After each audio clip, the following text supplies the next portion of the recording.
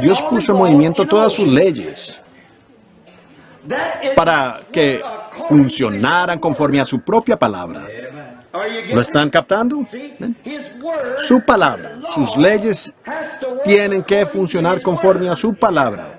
Él ordenó al sol, Él ordenó la luna, Él ordenó la tierra, Él ordenó la naturaleza.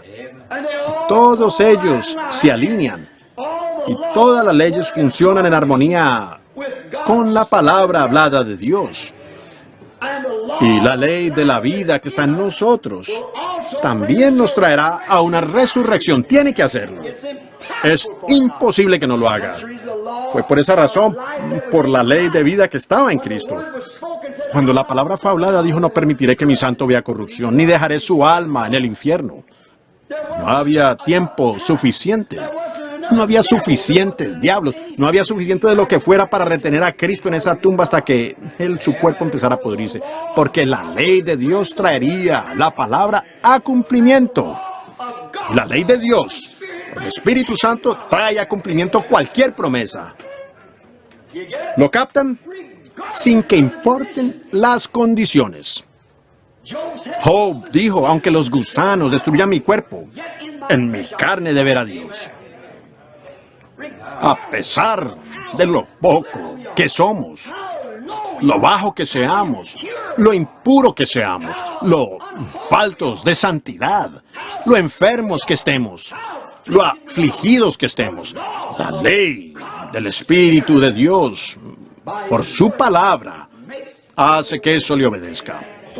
Obliga el asunto y dice: devuélvelo. Amén. Oh, si tan solo pudiéramos meditar en eso por un momento.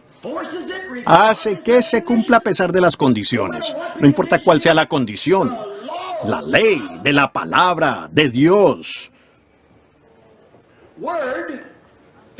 obliga a la condición a que cuadre con su palabra. ¿Ven? Así tiene que ser. Ahora, si una flor yace allí y está muerta, las semillas están podridas, han desaparecido, la pulpa ha salido de ella, eso no tiene nada que ver. Ella se vuelve a levantar, porque Dios estableció una ley para que se vuelva a levantar. Cuando Job yacía en la tierra, tal vez cuando él vio a Jesús que venía, fue 4,000 años antes que Jesús llegara aquí.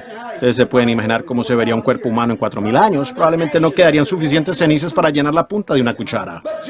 Pero Job dijo: aún en mi carne he de ver a Dios, al cual veré por mí mismo. Y la Biblia nos dice en Mateo 27 que después de su muerte y sepultura y resurrección, que muchos de los santos que habían dormido en el polvo de la tierra se levantaron del polvo. ¿Por qué?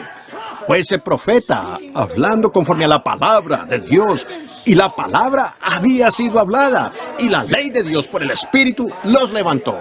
La Biblia dice: ellos vinieron a la ciudad y aparecieron a muchos.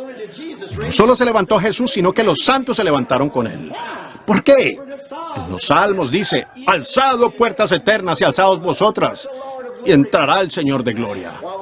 Bueno, cuando él conquistó a la muerte, al infierno, la tumba, la enfermedad y resucitó al tercer día, él subió a lo alto y llevó cautiva la cautividad.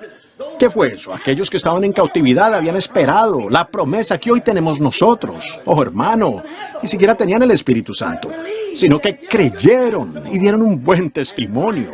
Y por ello taparon bocas de leones, apagaron fuegos impetuosos, evitaron filo de espada. Las mujeres recibieron sus muertos mediante resurrección, sin que tuvieran la promesa. Oh, pero ellos lo esperaron. Bajo un sacrificio de ovejas que no podía divorciar el pecado, solamente podía cubrir el pecado, pero ellos creyeron que venía uno. Y por su fe, estando más allá de la sombra, amén, ellos lo reclamaron. Y con firmeza vagaron en desiertos y cubiertos de pieles de ovejas y de cabras, fueron afligidos y destituidos y atormentados. Oh, esas personas que esperaban esa resurrección en un futuro y por eso murieron en fe, teniendo su testimonio. Y en esa mañana de Pascua, esa ley de Dios que había hablado la palabra por Job y esos otros profetas los levantó a ellos de los muertos. Oh, vaya. Allí lo tienen, sin que importaran las condiciones.